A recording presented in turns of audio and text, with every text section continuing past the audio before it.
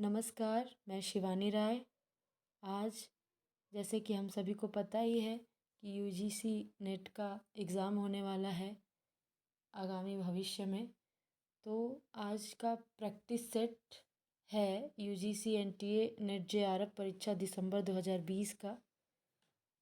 विगत वर्षों का यह प्रश्न पत्र है जिसको सॉल्व करना अति आवश्यक है। तो चलिए आज का पहला प्रश्न देखते हैं। आज का पहला प्रश्न है कि निम्नलिखित में कौन सा शब्द तद्भव नहीं है। इसमें ऑप्शन है काज, आखर, कान, वायु। तो इसमें काज का कार्य होगा, आखर का अक्षर होगा, कान का कर्ण होगा, वायु तद्भव नहीं है। वायु शब्द तत्सम है।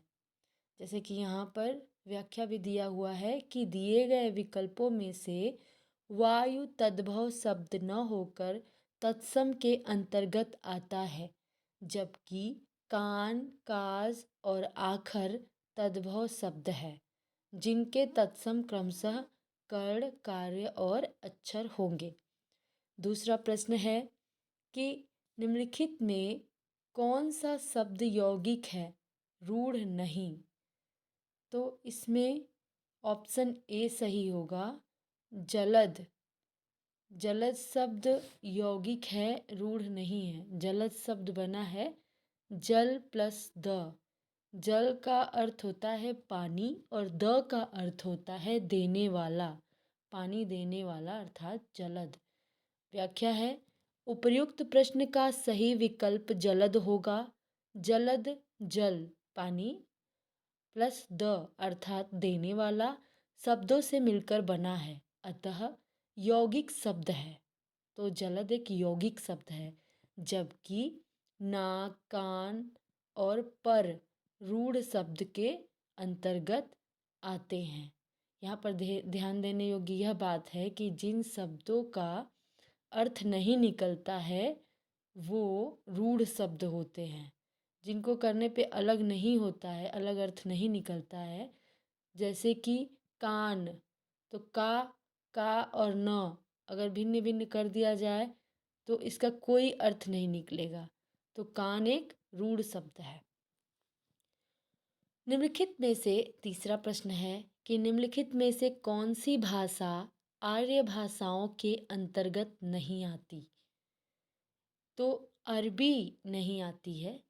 अरबी, फारसी, लैटिन, यूनानी ऑप्शन है जिसमें सही होगा अरबी।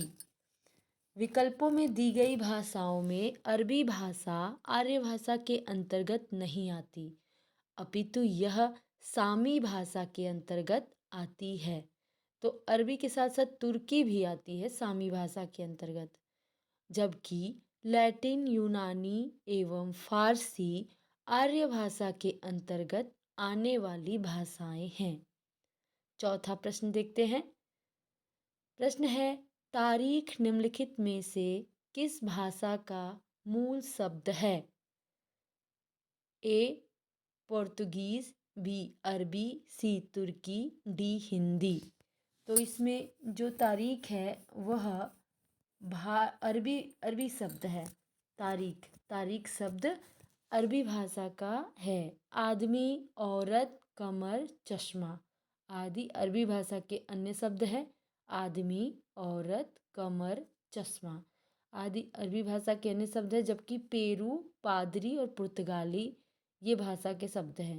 पेरू, पादरी पुर्तगाली भाषा के शब्द हैं। और बातें बता देना चाहते हैं। मुख्य है तौलिया, बाल्टी, बम्बा, अनानास, आल्पीन इत्यादि भी, पिस्तौल इत्यादि भी पुर्तगाली भाषा के शब्द है। उर्दू, तोप, तमगा जैसे शब्द तुर्की भाषा के हैं। रामचंद्र शुक्ल के अनुसार नाथों की संख्या है।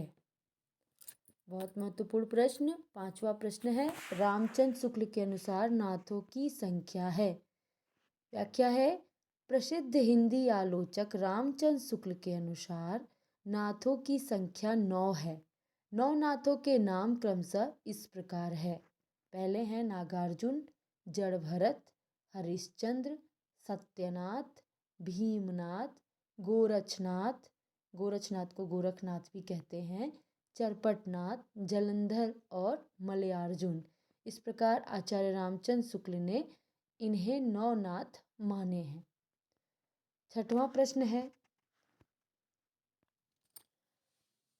नगर बाहिरे डोंबी तोहरी कुड़िया छई। छठवां प्रश्न है, नगर बाहिरे डोंबी तोहरी कुड़िया छई, छोई जाय सो बाह्य नाड़िया। उपर्युक्त काव्य पंक्तियाँ किसकी है? ए सरहपा, बी कड़हपा, सी लुइपा, डी डोम्भिपा। प्रश्न में दी गई पंक्ति नगर बाहिरे डोंबी तोहरी कुड़िया छई, छोई जाय सो बाह्य नाड़िया सिद्ध कड़हपा की है, जबकि सरहपा को हिंदी का प्रथम कवि माना जाता है। लुइपा और डोम्भिपा प्रसिद्ध सिद्ध कवि हैं। सातवां प्रश्न है, रामचंद्र शुक्ल के अनुसार निम्नलिखित में से द्वयाश्रय काव्य के रचयिता हैं? पुष्पदंत, हेमचंद, जैनाचार्य मेरुतुंग, विद्याधर। तो सही होगा हेमचंद। प्रसिद्ध आलोचक रामचंद्र शुक्ल के अनुसार द्वयाश्रय काव्य के रचयिता हेमचंद्र हैं। इस काव्य की रचना हेमचंद्र ने अपने व्याकरण के उदाहरण के लिए की थी। तो द्वयाश्रय काव्य की रचना हेमचंद्र ने अपने व्याकरण के उदाहरण के लिए की थी, जिसमें कुमारपाल चरित नामक एक प्राकृत काव्य भी है। तो हेमचंद का द्वयाश्रय और कुमारपाल चरित भी एक प्राकृत काव्य भी है, जबकि पुष्पदंत अपभ्रंश के कवि हैं। बहुत महत्वपूर्ण ये भी एक प्रश्न बन जाता है कि अपभ्रंश के कवि किसे कहा जाता है? तो पुष्पदंत को अपभ्रंश का कवि कहा जाता है। इनका प्रमुख ग्रंथ है, पुष्पदंत का प्रमुख ग्रंथ है 63 महापुराण। इन्हें अपभ्रंश का भवभूति भी कहा जाता है। अपभ्रंश का कवि, अपभ्रंश का भवभूति कहा जाता है पुष्पदंत को। मेरुतुंग ने प्रबंध चिंतामणि नामक काव्य लिखा। मेरुतुंग ने आदिकाल कवि विद्याधर के पद प्राकृत पिंगल सूत्र में मिलते हैं। तो आदिकालीन कवि हैं विद्याधर, उनके पद प्राकृत पिंगल सूत्र में मिलते हैं। आठवां प्रश्न है कि मलिक मोहम्मद जायसी की प्रेम कविता हिंदी साहित्य के इतिहास का काल विभाजन और नामकरण करते हुए उपर्युक्त नामकरण किस साहित्य इतिहासकार ने सुझाया है? मलिक मोहम्मद जायसी की प्रेम कविता हिंदी साहित्य के इतिहास काल विभाजन और नामकरण करते हुए उपर्युक्त नामकरण किस साहित्य इतिहासकार ने सुझाया है? उत्तर होगा अब्राहम जॉर्ज ग्रियर्सन। हिंदी साहित्य के इतिहास का काल विभाजन और नामकरण करते हुए मलिक मोहम्मद जायसी की प्रेम कविता नामकरण जॉर्ज ग्रियर्सन ने अपने साहित्य इतिहास ग्रंथ the modern vernacular literature of Hindustan, जो कि 1888 ईस्वी में है, सुझाया। और इसमें the modern vernacular literature of Hindustan में 952 कवि है, अतः उचित उत्तर जॉर्ज अब्राहम ग्रियर्सन होगा। नौवां प्रश्न है निम्नलिखित में से कौन सी निबंध की तात्विक विशेषता नहीं है? निम्नलिखित में से कौन सी निबंध की तात्विक विशेषता नहीं है? ए अन्विति, बी विचारात्मकता, सी संवादात्मकता, डी आत्मव्यंजकता। इसमें ऑप्शन सही होगा सी संवादात्मकता। निबंध की तात्विक विशेषता संवादात्मकता नहीं है, जबकि नाटक की विशेषता में आएगा संवादात्मकता, और निबंध में आता है अन्विति, विचारात्मकता और आत्मव्यंजकता निबंध की तात्विक विशेषता है। तो निबंध की तात्विक विशेषता क्या है? अन्विति, विचारात्मकता और आत्मव्यंजकता, जबकि संवादात्मकता नाटक की विशेषता है। 10वां प्रश्न है कि त्रिशंकु के नाटककार हैं। त्रिशंकु एक नाटक है, उसके नाटककार का नाम बताना है। मुद्रा राक्षस, बृजमोहन शाह, मणिमधुकर, रमेश बख्शी। तो यहाँ पे त्रिशंकु के नाटककार हैं बृजमोहन शाह। त्रिशंकु नाटक के नाटककार हैं बृजमोहन शाह। अब इसकी व्याख्या देख लेते हैं। त्रिशंकु नाटक के नाटककार बृजमोहन शाह हैं। त्रिशंकु एक व्यंग्य प्रधान नाटक है। त्रिशंकु कैसा नाटक है? व्यंग्य प्रधान नाटक है त्रिशंकु, और बृजमोहन शाह का नाटक है। नाटककार ने त्रिशंकु में समाज की पूरी व्यवस्था पर व्यंग करते हुए त्रिशंकु के समान लटकते मूल्यों पर चोट किया है। तो इसका विषय वस्तु भी बहुत महत्वपूर्ण बन जाता है कि समाज की पूरी व्यवस्था पर व्यंग करते हुए त्रिशंकु के समान लटकते मूल्यों पर चोट किया है नाटककार बृजमोहन शाह ने त्रिशंकु नाटक में। तिरचट्टा है। तिरचट्टा नाटक मुद्रा राक्षस का है। रस गंधर्व नाटक मणिमधुकर का तथा देवयानी का कहना है। यह रमेश बख्शी का चर्चित नाटक है। देवयानी का कहना है, रमेश बख्शी। इस प्रकार हम लोगों ने अभी 10 प्रश्न देखे। 11वां प्रश्न है कि निम्नलिखित में से कौन ललित निबंधकार नहीं है? निम्नलिखित में से कौन ललित निबंधकार नहीं है? रामचंद्र शुक्ल, हजारी प्रसाद द्विवेदी, विद्यानिवास मिश्र, कुबेरनाथ राय। उत्तर होगा रामचंद्र शुक्ल। यह ललित निबंधकार नहीं है। आचार्य रामचंद्र शुक्ल ललित निबंधकार नहीं है, जबकि हजारी प्रसाद द्विवेदी, विद्यानिवास मिश्र एवं कुबेरनाथ राय ललित निबंधकार हैं। हजारी प्रसाद द्विवेदी के ललित निबंधों में अशोक के फूल, कुटज, आलोक पर्व पर इन्हें साहित्य अकादमी भी मिला है, इनको हजारी प्रसाद द्विवेदी को।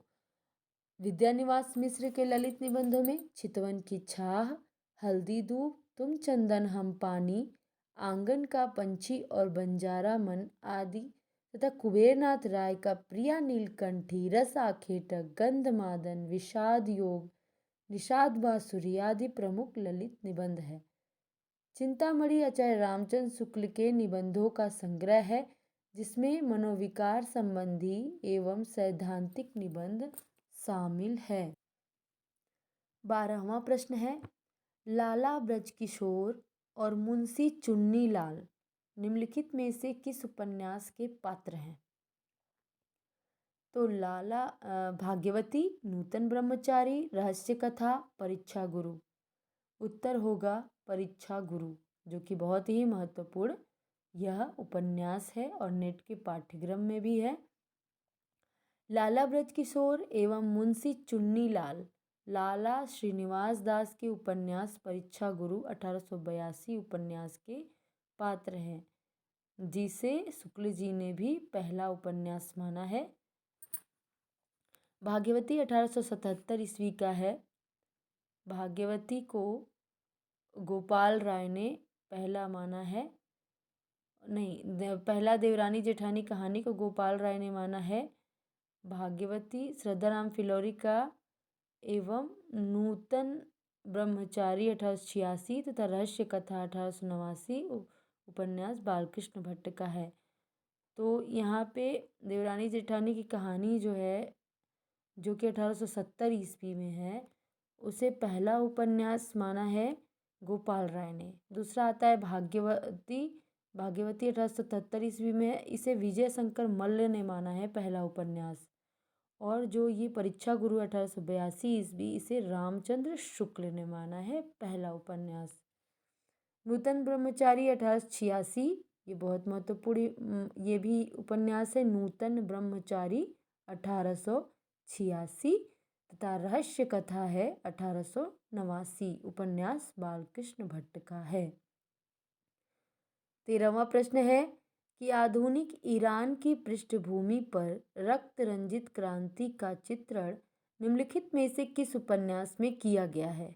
आधुनिक ईरान की पृष्ठभूमि पर रक्त रंजित क्रांति का चित्रण निम्नलिखित में से किस उपन्यास में किया गया है? ए दूसरी तरफ, बी लाल पसीना, सी सात नदियां एक समुंदर, डी वे दिन। इसका उत्तर होगा सात नदियां एक समुंदर। व्याख्या है, आधुनिक ईरान की पृष्ठभूमि पर रक्त रंजित क्रांति का चित्रण नासिरा शर्मा के उपन्यास, तो यहाँ ध्यान देने योग्य बात है कि नासिरा शर्मा का उपन्यास है सात नदियां एक समुंदर में किया गया है ईरान की पृष्ठभूमि पर रक्त रंजित क्रांति का चित्रण। वे दिन उपन्यास के लेखक निर्मल वर्मा है, जबकि लाल पसीना अभिमन्यु अनंत का एवं दूसरी तरफ महेंद्र भल्ला का उपन्यास है। प्रश्न 14वां है कि सीता हरण तात जनी कह्यो पिता संजाई, जौ में राम तौ कुल सहित कहीं दशानन जाई। उक्त उदाहरण में कौन सी ध्वनि है? अर्थांतर संक्रमित वाच्य ध्वनि, अत्यंत तिरस्कृत वाच्य ध्वनि, वस्तु ध्वनि, अलंकार ध्वनि। सीता हरण तात जनी कहे पिता सन जाय, जो में राम तो कुल सहित कहीं दसानन जाय। यहाँ पे होगा ध्वनि अर्थांतर संक्रमित वाच्य ध्वनि। उत्तर होगा इन पंक्तियों में अर्थांतर संक्रमित वाच्य ध्वनि है।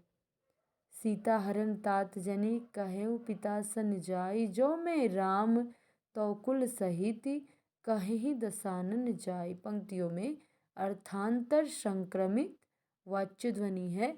ध्वनि मुख्यतः दो प्रकार की होती है, पहला लक्षणामूलक ध्वनि और दूसरा अभिधामूलक ध्वनि। ये बहुत महत्वपूर्ण है कि ध्वनि मुख्यतः दो प्रकार की होती है, लक्षणामूलक ध्वनि, अभिधामूलक ध्वनि। फिर लक्षणामूलक के दो भेद अर्थांतर संक्रमित वाच्य ध्वनि एवं अत्यंत तिरस्कृत वाच्य ध्वनि है। जहाँ वाच्यार्थ का सीधा अन्वय नहीं हो पाता, वहाँ शब्द अपने सामान्य अर्थ को छोड़कर अपने से संबंधित किसी विशिष्ट अर्थ का बोध कराता है।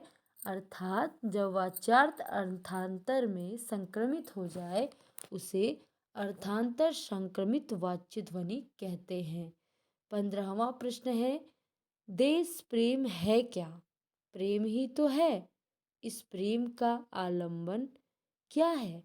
सारा देश अर्थात मनुष्य, पशु, पक्षी, नदी, नाले, वन सहित सारी भूमि। उक्त कथन किसका है? ऑप्शन है महावीर प्रसाद द्विवेदी, रामचंद्र शुक्ल, हजारी प्रसाद द्विवेदी, श्याम सुंदर दास।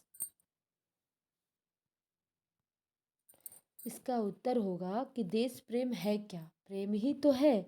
इस प्रेम का आलंबन क्या है? सारा देश अर्थात मनुष्य, पशु, पक्षी, नदी, नाले, वन सहित सारी भूमि। यह कथन रामचंद्र शुक्ल का है, जो चिंतामणि भाग 2 के निबंध काव्य में प्राकृतिक दृश्य से लिया गया है। तो चिंतामणि भाग 2 के निबंध काव्य में प्राकृतिक दृश्य से लिया गया है। महावीर प्रसाद द्विवेदी प्रसिद्ध निबंधों में महावीर प्रसाद द्विवेदी के निबंध है संपत्ति शास्त्र, रसज्ञ रंजन, तथा श्याम सुंदर दास के निबंधों में साहित्य की विशेषताएं, समाज और साहित्य, कर्तव्य और सभ्यता। ललित निबंधकार हजारी प्रसाद द्विवेदी के निबंधों में कुटज और आलोक पर्व पर इन्हें साहित्य अकादमी भी मिला है। 16वां प्रश्न है, निम्नलिखित में से कौन सा कथन सही नहीं है? अरस्तु का अनुकरण सिद्धांत प्लेटो के अनुकरण सिद्धांत से सर्वथा भिन्न है। अरस्तु ने स्पष्ट किया है कि कवि और चित्रकार के माध्यम अलग अलग है। प्लेटो ने अनुकरण को सभी कलाओं की एकता का सामान्य आधार माना है। या डी, अरस्तु का अनुकरण सिद्धांत प्लेटो के अनुकरण सिद्धांत का अनुकरण मात्र है। इसमें सही नहीं बताना है। तो ऑप्शन डी सही नहीं है। अरस्तु का अनुकरण सिद्धांत प्लेटो के अनुकरण सिद्धांत का अनुकरण मात्र है, कथन सही नहीं है। जबकि अरस्तु का अनुकरण सिद्धांत प्लेटो के अनुकरण सिद्धांत से सर्वथा भिन्न है। अरस्तु ने स्पष्ट कर दिया है कि कवि और चित्रकार के माध्यम अलग अलग है, तथा प्लेटो ने अनुकरण को सभी कलाओं की एकता का सामान्य आधार माना है। कथन पूर्णतः सत्य है, जो अरस्तु और प्लेटो के दार्शनिक विचारों से मेल खाते हैं। प्रश्न 17वां है कि निम्नलिखित में से कौन सा कथन सही है।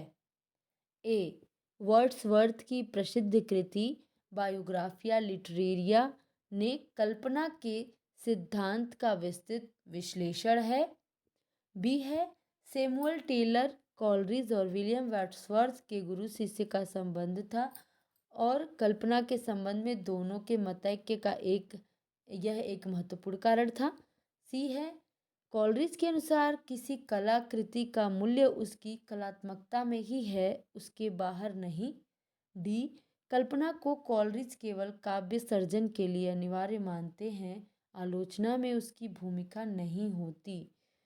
तो निम्नलिखित में से कौन सा कथन सही है। तो इसमें सी सही है। कॉलरिज के अनुसार किसी कलाकृति का मूल्य उसकी कलात्मकता में ही है, उसके बाहर नहीं। यह कथन सत्य है। जबकि अन्य विकल्पों में कॉलरिज की साहित्य एवं कला संबंधी मान्यताओं से मेल नहीं हो रहा है। ध्यातव्य है कि बायोग्राफिया लिटरेरिया कॉलरिज की प्रसिद्ध कृति है जिसमें उनकी कई मान्यताएं हैं। तो बायोग्राफिया लिटरेरिया कॉलरिज की रचना है जिसमें उनकी कई मान्यताएं हैं, प्रसिद्ध मान्यताएं।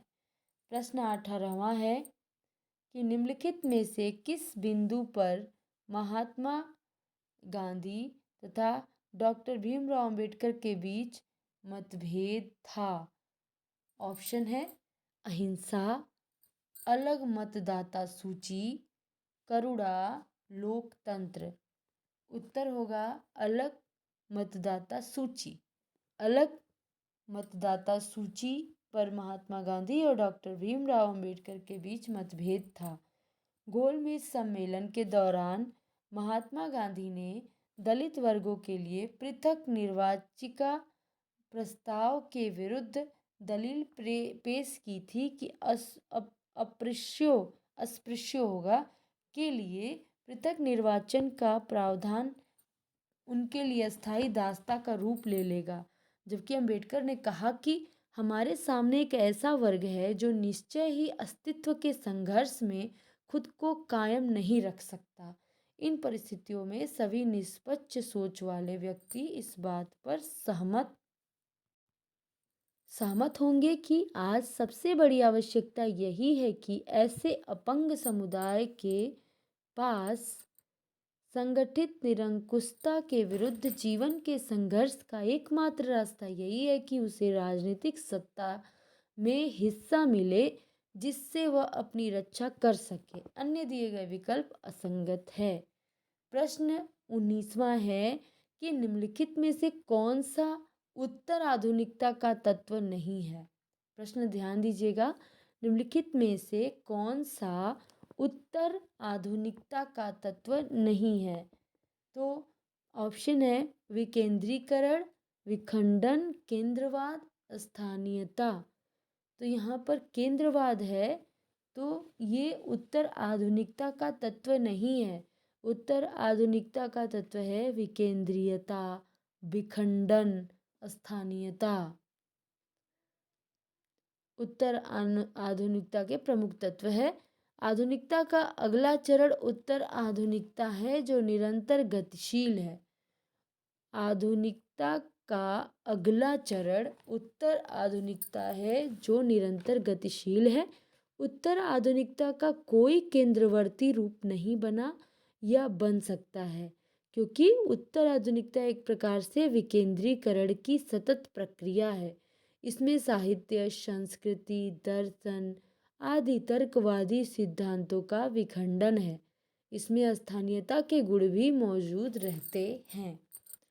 20वां प्रश्न है और बहुत महत्वपूर्ण है यह प्रश्न कि आचार्य महावीर प्रसाद द्विवेदी का अस्थिरता शब्द संबंधी विवाद किस लेखक से हुआ था? ए. बालमुकुंद गुप्त, बी. बालमुकुंद भट्ट, सी. पद्म सिंह शर्मा कमलेश, डी. किशोरी लाल गोस्वामी, किशोरी दास गोस्वामी वाजपेयी सॉरी। तो यहाँ पर उत्तर होगा बालमुकुंद गुप्त। आचार्य महावीर प्रसाद द्विवेदी का अस्थिरता शब्द संबंधी विवाद बालमुकुंद गुप्त से हुआ था। गुप्त जी ने भारतेंदु और द्विवेदी दोनों युगों में सक्रिय लेखन किया।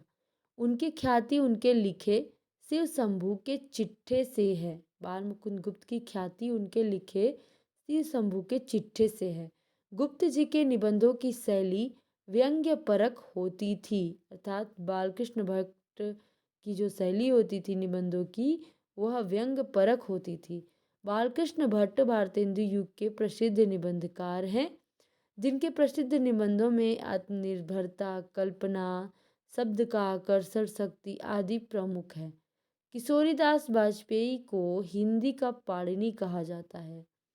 तो अपभ्रंश का भवभूति पुष्पदंत को कहा गया था, प्रश्न में देखें हम, और यहाँ पर किशोरीदास वाजपेयी को हिंदी का पाणिनि कहा जाता है। हिंदी का पाणिनि किसे कहा जाता है? किशोरीदास वाजपेयी को। उनके व्याकरण संबंधी कार्य सराहनीय है। उनके ग्रंथों में ब्रज भाषा का व्याकरण, अच्छी हिंदी, हिंदी निरुक्त आदि प्रमुख है। जबकि पद्म सिंह शर्मा कमलेश ने हिंदी के कुछ प्रमुख साहित्य लेख सेवियों के इंटरव्यू में इनसे मिला पुस्तक में संग्रहित किया। जबकि पद्म सिंह शर्मा कमलेश ने हिंदी के कुछ प्रमुख साहित्य सेवियों के इंटरव्यू में इनसे मिला पुस्तक से संग्रहित किया। 21वां प्रश्न है, निम्नलिखित में से कौन सी अवधारणा मार्क्सवादी विचारधारा के प्रतिकूल है? ध्यान से प्रश्न सुनिएगा। निम्नलिखित में से कौन सी अवधारणा मार्क्सवादी विचारधारा के प्रतिकूल है? ए. सर्वहारा का अधिनायकत्व, बी. इतिहास चक्र, सी. वर्गहीन समाज, डी. परिवर्तन की अनिवार्यता। तो यहाँ पर मार्क्सवादी विचारधारा के प्रतिकूल है बी ऑप्शन, इतिहास चक्र। जबकि सर्वहारा का अधिनायकत्व, वर्गहीन समाज, परिवर्तन की अनिवार्यता, ये सभी मार्क्सवादी विचारधारा के अनुकूल है। और प्रतिकूल क्या है? इतिहास चक्र। दिए गए विकल्पों में इतिहास चक्र की अवधारणा मार्क्सवादी विचारधारा के प्रतिकूल है, जबकि सर्वहारा का अधिनायकत्व, वर्गहीन समाज एवं परिवर्तन की अनिवार्यता मार्क्सवादी विचारधारा के अनुकूल है। ध्यातव्य है कि मार्क्सवाद एक भौतिकवादी पाश्चात्य दर्शन है जो समाजवाद की बात करता है। ध्यातव्य है कि मार्क्सवाद एक भौतिकवादी पाश्चात्य दर्शन है जो समाजवाद की बात करता है। प्रश्न है 22वां है कि भवानी प्रसाद मिश्र की कविता सतपुड़ा के जंगल में गोंड जाति निम्नलिखित में से किनको पालकर बैठी है? मुर्गे और तीतर, हिरण और मुर्गाबी, भेड़ और बकरी, गधे और ऊंट। तो दूसरा सप्तक के कवि हैं भवानी प्रसाद मिश्र। इनकी प्रसिद्ध कविता है सतपुड़ा के जंगल में गोंड जाति मुर्गे और तीतर नामक पक्षियों को पालकर बैठी है। तो गोंड जाति मुर्गे और तीतर नामक पक्षियों को पालकर बैठी है। गीत फरोश, चकित है दुख, गांधी पंचसती, अंधेरी कविताएं, बुनी हुई रस्सी आदि इनके अन्य काव्य ग्रंथ है। प्रश्न नंबर 23 है कि रामचरितमानस के उत्तरकांड में उन्होंने ज्ञान की अपेक्षा भक्ति को कहीं अधिक सुसाध्य और आसुफलदायिनी कहा है। रामचरितमानस के उत्तरकांड में उन्होंने ज्ञान की अपेक्षा भक्ति को कहीं अधिक सुसाध्य और आशुफलदायिनी कहा है। ए श्याम सुंदर दास, we Ram Swaroop Chaturvedi, C Ramchandra Shukla, D मलयज। इसमें उत्तर होगा रामचंद्र शुक्ल। रामचरितमानस के उत्तरकांड में ज्ञान की अपेक्षा भक्ति को कहीं अधिक सुसाध्य और आशुफलदायिनी आचार्य रामचंद्र शुक्ल ने कहा है। आचार्य शुक्ल के प्रिय कवि गोस्वामी तुलसीदास हैं। श्याम सुंदर दास ने कबीर ग्रंथावली का संपादन किया। इनके ग्रंथों में हिंदी कोविद रत्नमाला, रूपक रहस्य, साहित्यालोचन आदि प्रमुख है। रामस्वरूप चतुर्वेदी के प्रमुख रचना में कामायनी का पुनर्मूल्यांकन, हिंदी नवलेखन, कविता का पक्ष, भक्ति काव्य यात्रा, जबकि मलयज की प्रमुख कृतियों में जख्म पर धूल, अपने होने का अप्रकाशित करता हुआ। मलयज की कृतियां हैं जख्म पर धूल, अपने होने का अप्रकाशित करता हुआ आदि है। रामस्वरूप चतुर्वेदी की प्रमुख रचना है कामायनी का पुनर्मूल्यांकन, रामस्वरूप चतुर्वेदी, हिंदी नवलेखन, कविता का पक्ष, भक्ति काव्य यात्रा आदि प्रमुख है। प्रश्न 24वां है, गोरी सोवै सेज पर, मुख पर डारे केस, चल खुसरो घर आपने रैन भई चहुदेस। उपर्युक्त दोहा अमीर खुसरो ने किस संदर्भ में कहा है? ए अपने आश्रयदाता के नाराज होने पर, बी संपत्ति के लूटे जाने पर, सी हजरत निजामुद्दीन औलिया की मृत्यु पर, डी अपनी प्रेमिका द्वारा तिरस्कृत होने पर। तो यहाँ पर उत्तर होगा सी हजरत निजामुद्दीन औलिया की मृत्यु पर। गोरी सोवे सेज पर, मुख पर डारे केस, चल खुसरो घर आपने रैन भई चौदेस। यह दोहा अमीर खुसरो ने अपने गुरु हजरत निजामुद्दीन औलिया की मृत्यु पर कहा है। गौरतलब है कि खुसरो अपने गुरु से बहुत प्रेम और लगाव रखते थे। उनका परलोकवास खुसरो के लिए आघात समान था। अन्य प्रदत्त विकल्प असंगत है जिनका कोई संदर्भ साम्य नहीं है। प्रश्न 25वां है, ओ मेरे आदर्शवादी मन और मेरे सिद्धांतवादी मन, अब तक क्या किया, जीवन क्या जिया। उपर्युक्त पंक्तियों के आधार पर निम्नलिखित में से कौन सा सही नहीं है? ए स्वयं से असंतुष्टि, बी आत्मालोचना, सी असमंजस की स्थिति, डी आत्ममंथन। तो इसमें उत्तर होगा सी, ओ मेरे आदर्शवादी मन, ओ मेरे सिद्धांतवादी मन, अब तक क्या किया, जीवन क्या जिया। इन पंक्तियों के आधार पर असमंजस की स्थिति वाला प्रदत्त विकल्प मेल नहीं खा रहा है, जबकि स्वयं से असंतुष्टि, आत्मालोचना एवं आत्ममंथन के भाव उपर्युक्त कविता में संबद्ध हो रहे हैं। तो ओ मेरे आदर्शवादी मन, ओ मेरे सिद्धांतवादी मन, अब तक क्या किया, जीवन क्या जिया। उपयुक्त पंक्तियों के आधार पर निम्नलिखित में से सी ऑप्शन सही है, असमंजस की स्थिति नहीं है। जबकि आत्मालोचना है, आत्ममंथन है और स्वयं से असंतुष्टि है। असमंजस की स्थिति इसमें सही होगा नहीं है। प्रश्न है 26वां, यदि श्रद्धा मन और मनु अर्थात मनन के सहयोग से मानवता का विकास रूपक है, तो भी बड़ा ही भावमय और श्लाघ्य है। कामायनी के संदर्भ में उपरोक्त कथन किसका है? एक बार और कथन देखते हैं। यदि श्रद्धा और मनु अर्थात मनन के सहयोग से मानवता का विकास रूपक है, तो भी बड़ा ही भावमय और श्लाघ्य है। श्लाघ्य मतलब होता है प्रशंसनीय है। कामायनी के संदर्भ में उपरोक्त कथन किसका है? गजानन माधव मुक्तिबोध, बी आचार्य राम नंदुलारे वाजपेयी, सी आचार्य रामचंद्र शुक्ल, डी जयशंकर। कामायनी के संदर्भ में उपयुक्त कथन, यदि श्रद्धा और मनु अर्थात मनन के सहयोग से मानवता का विकास रूपक है तो भी बड़ा ही भावमय और श्लाघ्य है। जयशंकर प्रसाद का है, जिसे उन्होंने कामायनी की भूमिका में लिखा है। तो कामायनी की भूमिका में जयशंकर प्रसाद ने क्या लिखा है? लिखा है, यदि श्रद्धा और मनु अर्थात मनन के सहयोग से मानवता का विकास रूपक है तो भी बड़ा ही भावमय और श्लाघ्य है। ये जयशंकर प्रसाद ने कामायनी की भूमिका में लिखा है। कामायनी एक पुनर्विचार पुस्तक गजानन माधव मुक्तिबोध की है। कवि सुमित्रानंद पंत नंद दुलारे वाजपेयी की रचना है। कवि सुमित्रानंद पंत नंद दुलारे वाजपेयी। प्रश्न 27वां है, साधो देखो जग बौराना, सांची कहो तो मारन धावे झूठे जगपतियाना। हिंदू कहते हैं राम हमारा, मुसलमान रहमाना। आपस में दो लड़े मरत है, मरम कोई नहीं जाना। बहुत ही बढ़िया पंक्ति है। एक बार और देखेंगे इसको। उपयुक्त पंक्तियों में कौन सा कबीर का संदेश नहीं है?